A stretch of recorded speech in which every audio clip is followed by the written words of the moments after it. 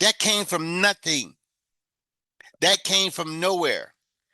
It came from a mindless process. All right. Sensory systems. Why does shrimp and different bugs have these antennae better than the eyes? You can take off the antennae, still leave them the eyes, and they'll run into stuff.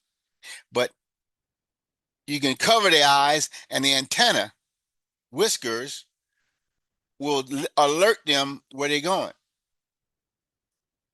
Sensory systems.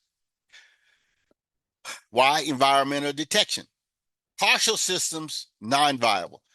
You got to have the whole thing.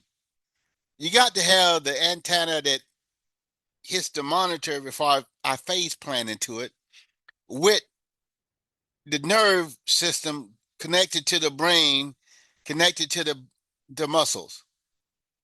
You can't just have the antenna without the nervous system, without the brain. Simple, you nature could not have Mother Nature, Gaia could not have created a common cockroach, let alone the human body.